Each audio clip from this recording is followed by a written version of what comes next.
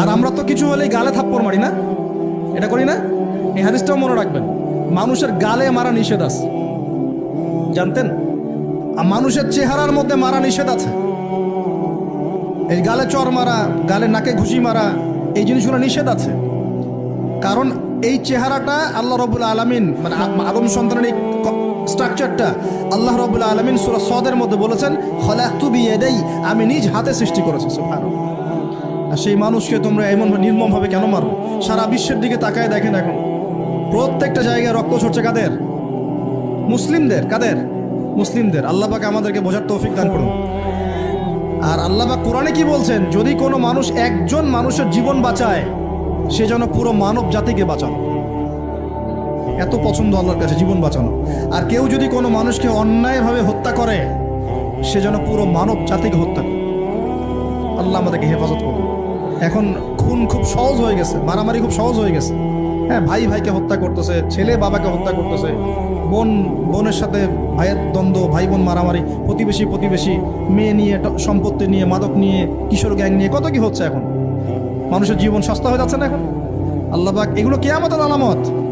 নবী সাল্লাল্লাহু আলাইহি ওয়াসাল্লাম বলেছেন, ওয়াল হারাজ, কিয়ামতের আগে আগে হারাজ বাড়বে। হারাজ, সাহাবীরা বলছেন, মাল হারাজ, হারাজ কি ইয়া রাসূলুল্লাহ? তিনি বলছেন, আল কতল, গণহত্যা বাড়বে, গণহত্যা। কিয়ামতের আগে আগে খালি গণহত্যা বাড়বে। দেখছেন না এখন? সারা বিশ্বের দিকে তাকায় দেখেন। যাই হোক, এই আদ এবং সামুদ জাতিকে আল্লাহ পাক ধ্বংস করলেন। এখন সামুদ জাতিকে ধ্বংস করলেন কেন? অহংকারের কারণে, কুফর শিরকের কারণে এবং মানুষকে পিটানোর কারণে। আল্লাহ বলছেন, ওদেরকে ধ্বংস করেছি কি দিয়ে? সাইহাতান ওয়াহিদা। এটা ভালো করে মনে রাখবেন, সাইহাতান ওয়াহিদা মানে একটা শব্দ দিয়ে, প্রচন্ড ধুম একটা শব্দ, খালি এই এক শব্দে সবার কানের পর্দা ফেটে ফুটে জান বের হয়ে গেছে। আল্লাহু আকবার। এক শব্দে মানে ওদেরকে আলটিমেটাম দেওয়া হয়েছিল, তোমরা কি ফিরে আসবে? ওরা বলছে যে কি শাস্তি আসেন নিয়ে আসো। তখন আল্লাহ পাক বলছেন, 3 দিন সময় দিচ্ছি, 3 দিন যা করার করে নাও। এই 3 দিন যে আল্লাহ সময় দিয়েছেন, এই 3 দিনে ওরা তওবা করে ফিরে আসে নাই, বরং এই 3 দিন ভোগ বিলাস করেছে। একদম পশু জবাই করেছে, খেয়েছে, মেয়েদেরকে নাচিয়েছে, মদ পান করেছে। 3 দিন ভোগ বিলাস ফুর্তি করেছে।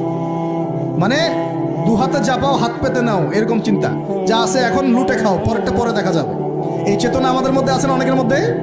যা আছে এখন ভোগ করে নাও, কালকে যা হবে দেখা যাবে। হ্যাঁ, কালকে যা হবে দেখা যাবে, এখন যা আছে নাও, ভোগ করো। এই চিন্তা ছিল ওই 3 দিন সামুদ জাতির। ওরা ভোগ বিলাসে লিপ্ত হলো। হঠাৎ সকালবেলা ত্রুম শব্দ, পুরো বিশ্ব, ওদের পুরো রাষ্ট্রটা কেঁপে উঠলো এবং সবগুলো মারা গেল। একটা শব্দ সব মারা গেল।